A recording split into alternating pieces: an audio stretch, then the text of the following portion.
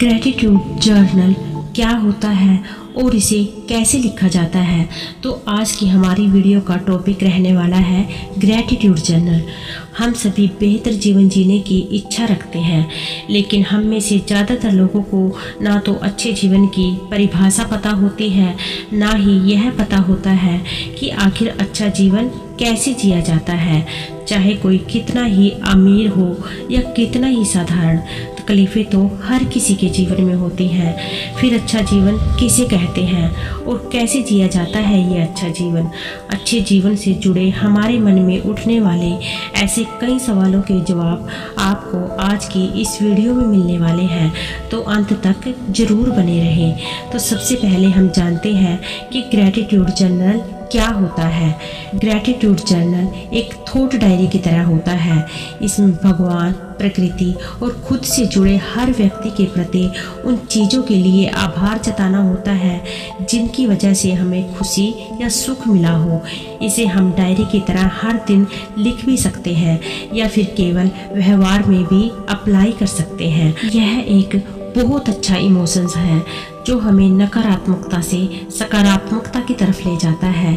इससे हम अपने जीवन की कई तरह की नकारात्मकता को हटाने के लिए उपयोग कर सकते हैं। हमें फोकस करना होता है कि हमारे साथ आज के वक्त में जो भी अच्छा हो रहा है उस पर ध्यान दें और उसके लिए धन्यवाद व्यक्त करें। इसके लिए हमें सबसे पहले खुद और अपनी वर्तमान जिंदगी पर नज़र डालनी होती है कि हमारे जीवन में नकारात्मक चीज़ें कौन सी है। इस प्रक्रिया को मनोविज्ञान की भाषा में सेल्फ इंट्रोस्पेक्शन यानी कि आत्मनिरीक्षण कहते हैं। जब हमें हमारी नकारात्मक चीज़ें पता चल जाए तो हमें उन्हें हटाने का प्रयास करना होता है।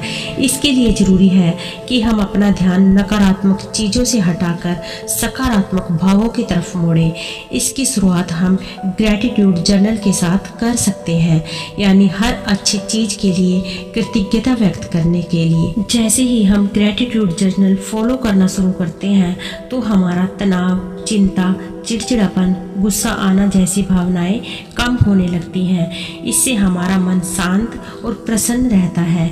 इससे हमारा कॉन्फिडेंस लेवल और सेल्फ स्टीम बढ़ जाती है। इससे हमारे अंदर नेगेटिविटी से लड़ने के लिए कोपिंग स्किल्स बढ़ जाती है और नकारात्मक विचार हम पर जल्दी से हावी नहीं हो पाते हैं। कोपिंग स्किल्स बढ़ने से व्यक्ति के अंदर एम्पैथी का स्तर बढ़ जाता है, यानी वह दूसरे के दुख और दर्द को अपने दुख तकलीफ की तरह महसूस कर पाता है।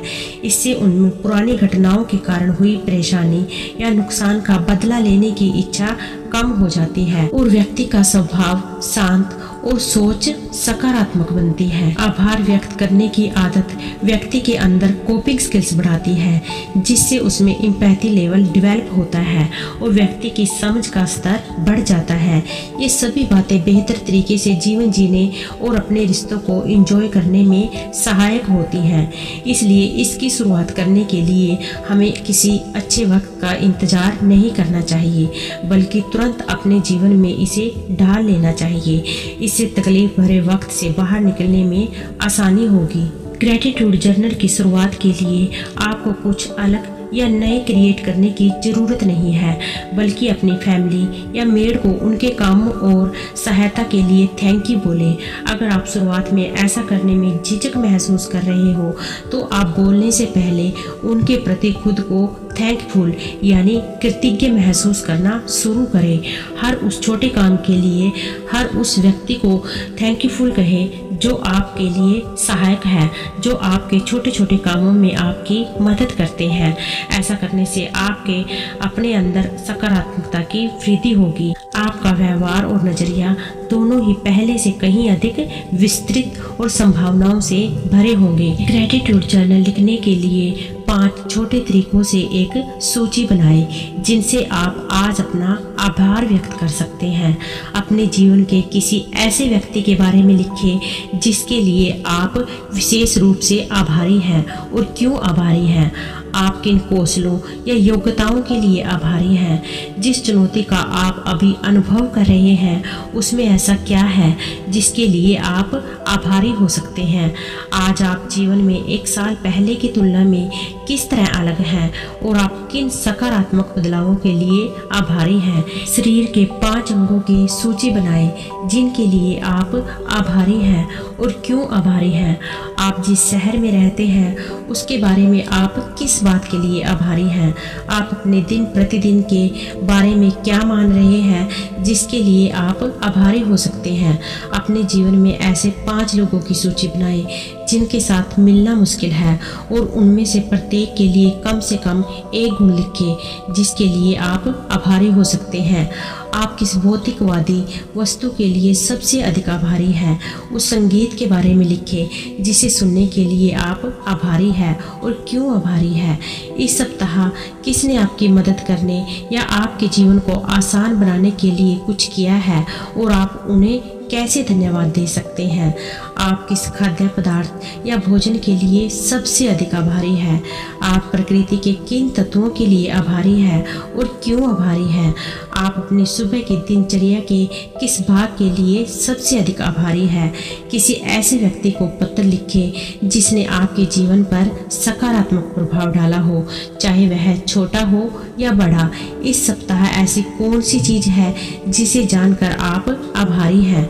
आखिरी बार आप कब अनियंत्रित रूप से हंसे थे, यादों को फिर से याद करें। आप अपने कार्य वातावरण के किन पहलुओं के लिए आभारी हैं। मतलब आप उस हर पल को जिसमें आपको खुशी महसूस होती है उसके लिए ग्रेटिट्यूड जर्नल लिखें। इससे आपके अंदर एक सकारात्मकता की भावना आएगी और धीरे धीरे आपकी नेगेटिविटी खत्म होती चली जाएगी। हर रात सोने से पहले 15 मिनट के लिए अपनी कृतज्ञता पत्रिका में लिखने की योजना बनाएं। अपने फ़ोन पर अलार्म अनुस्मारक सेट करें या इसे अपने कैलेंडर में शेड्यूल करें। मैंने पाया है कि रात में लिखना आसान होता है ताकि मैं उस दिन की उन चीज़ों को शामिल कर सकूं जिनके लिए मैं आभारी हूं। अपनी रात्रि स्तंभ के पास अपनी कृतज्ञता पत्रिका रखें ताकि आप सोने से पहले इसे देख सकें और यह लिखना याद रखें कि आप किसके लिए आभारी हैं। आपकी पत्रिका कृतज्ञता का प्रतीक भी बन सकती है ताकि जब आप उसे देखें तो आपको प्रशंसा की भावना महसूस हो। अपनी कृतज्ञता पत्रिका में जितनी चाहे उतनी चीज़ें लिखें। प्रत्येक दिन 5-10 चीज़ें लिखना जिनके लिए आप आभारी हैं लक्ष्य रखने के लिए एक अच्छी संख्या है। आपकी कृतज्ञता पत्रिका का गहरा होना आवश्यक नहीं है।